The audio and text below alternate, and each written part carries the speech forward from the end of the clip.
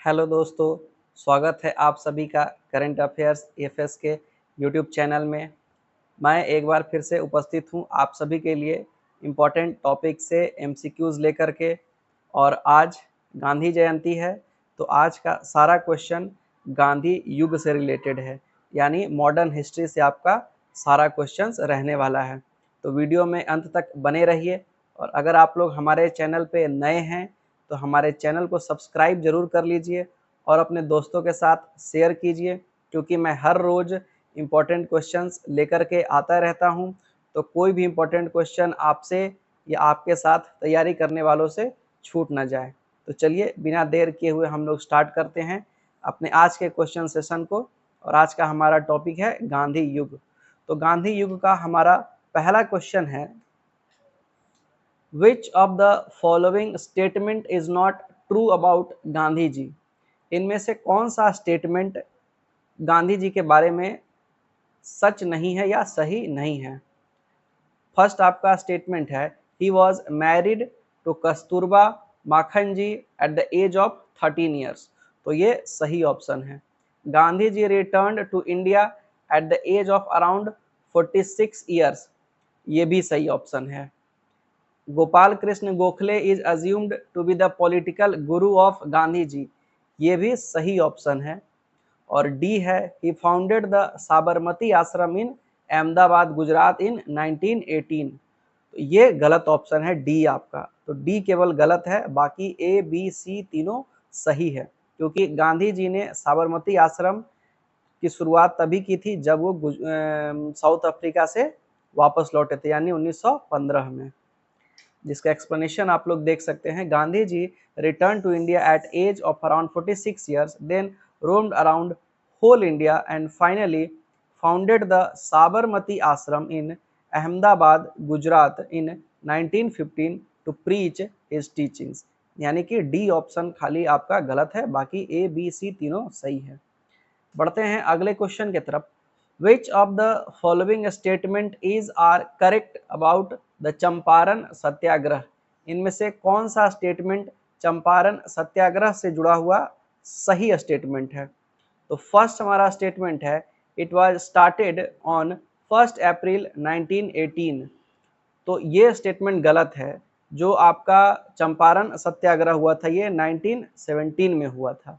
Second statement है, the Champaran Satyagraha was the first Satyagraha movement inspired by Gandhi ji. तो चंपारण सत्याग्रह ये सही स्टेटमेंट है, क्योंकि सबसे पहला उनका सत्याग्रह चंपारण वाला ही था।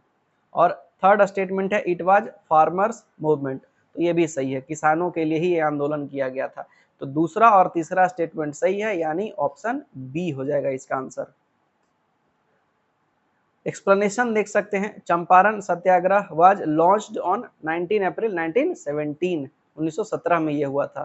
तो इसलिए फर्स्ट स्टेटमेंट गलत है। नेक्स्ट क्वेश्चन की तरफ बढ़ते हैं। Who of the following person is not associated with the Champaran Satyagraha? इन चार नामों में से कौन से ऐसे नाम हैं जो चंपारण सत्याग्रह से जुड़े हुए नहीं हैं? ऑप्शन है, ब्रजकिशोर प्रसाद, राजेंद्र प्रसाद, अनुग्रह नारायण सिन्हा, गोविंद बल्लभ पंत। तो इसका सही ऑप्शन डी है, गोविंद बल्लभ पंत। बाकी तीनों नाम चंपारण सत्याग्रह से जुड़े हुए हैं। बढ़ते हैं अपने अगले क्वेश्चन की तरफ। उससे पहले इसका एक्सप्लेनेशन देख लीजिए। Champaran Satyagraha was organised by Gandhi ji, Rajendra Prasad, Brajkishore Prasad, Anugrah Narayan Sinha, Mazhar ul Haq and जेबी कृपलानी। तो इसमें गोविंद बल्लभ पंत का नाम नहीं है। नेक्स्ट क्वेश्चन है, which of the following statement is correct about the story of my experiment with truth? यानी इनमें से कौन सा स्टेटमेंट सही है? It was originally written in the English language, ये गलत स्टेटमेंट है। जो story of my experiment with truth ये गुजराती भाषा में लिखी गई थी सबसे पहली बार। It covers life of Gandhi ji since early childhood to 1921, ये सही स्टेटमेंट है। This book was originally published in 2 volumes, first in 1927 and second in 1929, ये सही है। यानी कि सी ऑप्शन आपका सही हो जाएगा। सेकेंड और थर्ड स्टेटमेंट करेक्ट है, फर्स्ट स्टेटमेंट इनकरेक्ट है। ये इसका एक्सप्लेनेशन है। The story of my experiment with truth was originally published in Gujarati language. This book was translated in English by Mahadev Desai in 1940. This book was originally published in two volumes, the first in 1927 and second in 1929.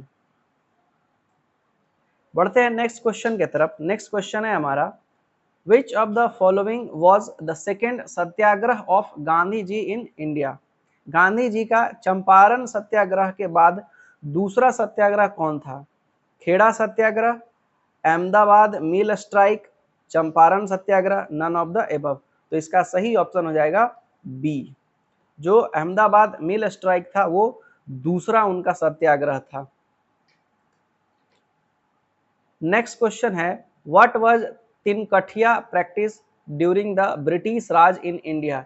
तिनकठिया प्रणाली क्या थी जो British राज के समय में लागू थी? तो ऑप्शन है a type of rent to be paid by the farmers of Bihar. B option है mandatory farming of indigo. C option है a type of pilgrim tax to be paid by the farmers to Britishers, none of the above. तो इसमें B option सही है, mandatory farming of Indigo.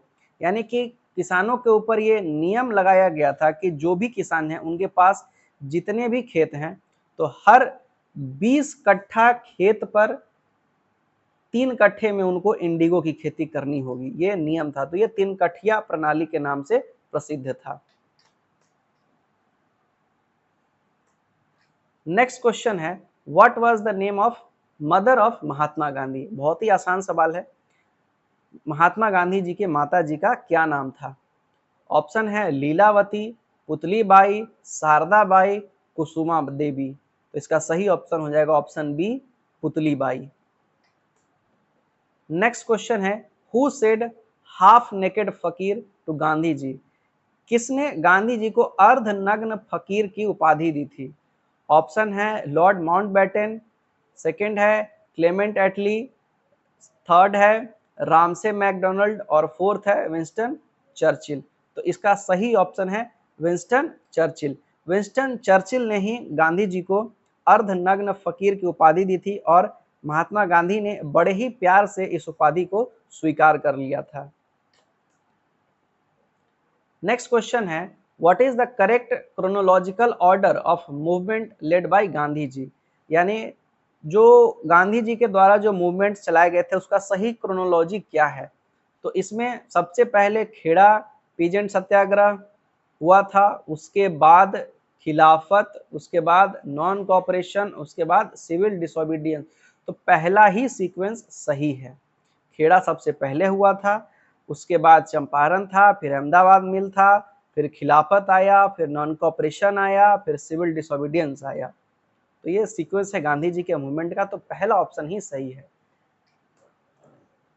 बढ़ते हैं अपने अगले क्वेश्चन की तरफ। Which of the following according to Gandhi ji is an essential principle of Satyagraha. Gandhi ji के द्वारा सत्याग्रह के एसेंशियल प्रिंसिपल्स कौन कौन थे, यानी सत्याग्रह के लिए सबसे ज्यादा जरूरी क्या है? ऑप्शन ए था इनफाइनाइट कैपेसिटी फॉर सफरिंग, यानी सहने की क्षमता बहुत ज्यादा होनी चाहिए। बी है नॉन वायलेंस यानी अहिंसा, और सी है सत्य ट्रूथ। तो और डी ऑप्शन है ऑल द थ्री। तो इसका सही ऑप्शन है डी, यानी कि आप अगर सत्याग्रह कर रहे हैं तो आप में सहने की पूरी क्षमता होनी चाहिए, क्योंकि सामने से आपको बहुत प्रताड़ित किया जाएगा। नॉन वायलेंस, आपको दूसरों को परेशान नहीं करना है, दूसरों पे वार नहीं करना है, और तीसरा सत्य बोलना है। ये तीनों गांधी जी के एसेंशियल प्रिंसिपल थे सत्याग्रह के। नेक्स्ट क्वेश्चन है, Gandhi ji the story of my experiments with truth was originally written in Gujarati, who translated it into English. जो गांधी जी की बुक थी the story of my experiment with truth, वो ओरिजिनली गांधी जी ने गुजराती में लिखी थी, उसको इंग्लिश में ट्रांसलेट करने का काम किसने किया था? इसका ऑप्शंस हैं मगनलाल गांधी, बी महादेव देसाई, सी प्यारेलाल जी, या डी सुशीला नैयर। तो इसका सही ऑप्शन है महादेव देसाई। उन्होंने ही गुजराती भाषा से इंग्लिश में कन्वर्ट करने का काम किया था। नेक्स्ट क्वेश्चन है हमारा, when did Gandhi ji win Nobel peace prize? Gandhi ji को नोबेल प्राइज कब मिला था? ऑप्शन है 1937, 1947, 1939 और ऑप्शन डी है नेवर। तो इसका सही ऑप्शन है डी। गांधी जी को नोबेल पुरस्कार नहीं मिला था और बहुत ही महान महान इतिहासकारों का ऐसा मानना है कि नोबेल पुरस्कार गांधी जी को नहीं मिलना ये नोबेल पुरस्कार की कमी है, क्योंकि गांधी जी इन सब पुरस्कारों से कहीं ऊपर हैं। बढ़ते हैं अपने अगले क्वेश्चन की तरफ। नेक्स्ट क्वेश्चन है, when Gandhi ji returned to India from South Africa? Gandhi ji South Africa से इंडिया कब वापस आए थे? और ऑप्शन है 1918, 1910, 1915 और 1905। तो इसका सही ऑप्शन है 1915। 1915 में गांधी जी साउथ अफ्रीका से वापस आए थे इंडिया। नेक्स्ट क्वेश्चन है, book the Satyagraha was originally written in? Option A है इंग्लिश, बी है हिंदी, सी है गुजराती या डी है बंगाली। यानी सत्याग्रह बुक किस भाषा में लिखी गई थी? तो इसका सही ऑप्शन है गुजराती भाषा में यह लिखी गई थी। नेक्स्ट क्वेश्चन है, who was the political Guru of Mahatma Gandhi ji? Mahatma Gandhi के पॉलिटिकल गुरु किन्हें माना जाता है? ऑप्शन है Gopal Krishna Gokhale, option B Dayanand Saraswati, option C Rabindranath Tagore, option D none of the above. और इसका सही ऑप्शन हो जाएगा गोपाल कृष्ण गोखले को गांधी जी का राजनैतिक गुरु माना जाता है, या पॉलिटिकल टीचर कह लीजिए या पॉलिटिकल गुरु कह लीजिए, उनको माना जाता है, गोपाल कृष्ण गोखले को। नेक्स्ट क्वेश्चन है, who called the father of nation to Gandhi ji? Mahatma Gandhi को राष्ट्रपिता की उपाधि किसने दी थी? तो ऑप्शंस हैं रविंद्रनाथ टैगोर, ऑप्शन बी है सुभाष चंद्र बोस, ऑप्शन सी है गोपाल कृष्ण गोखले और ऑप्शन डी है नन ऑफ दीज।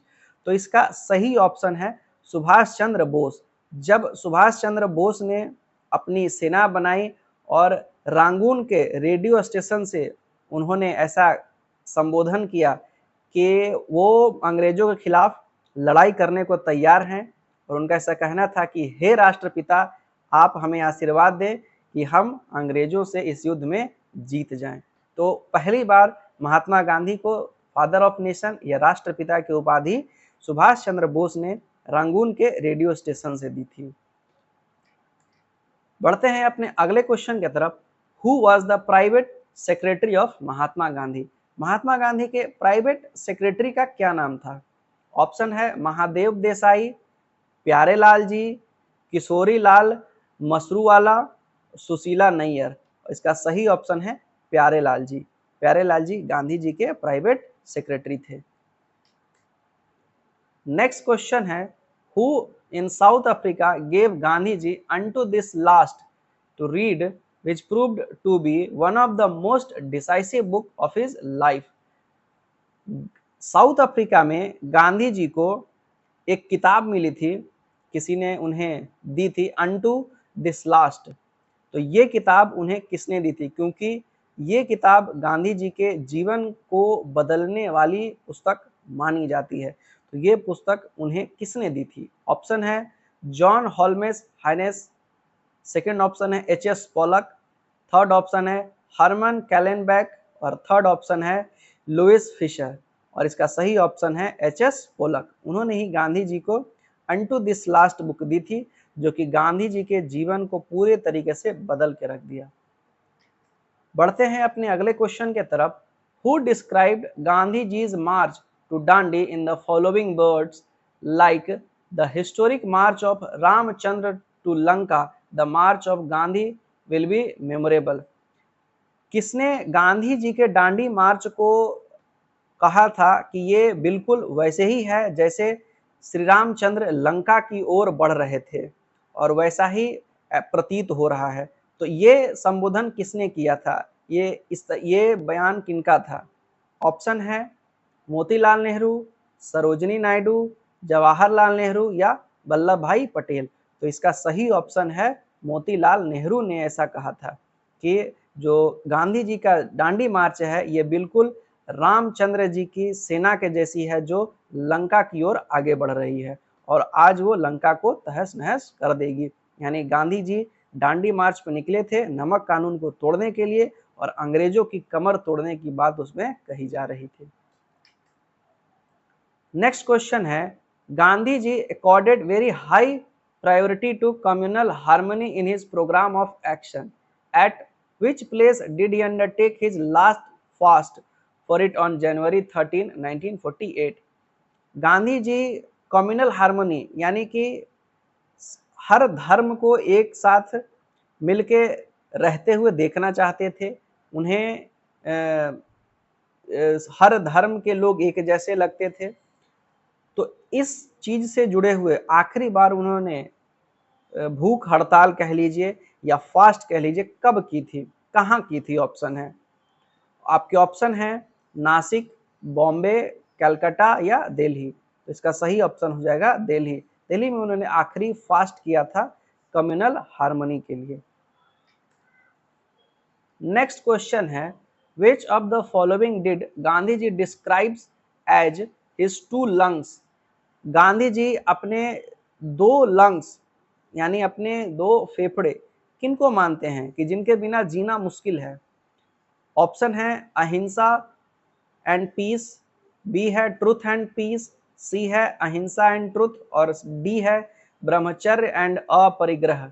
और इसका सही ऑप्शन है सी, सत्य और अहिंसा। गांधी जी के दो हथियार थे और गांधी जी उन्हें अपने जीवन का हिस्सा मानते थे।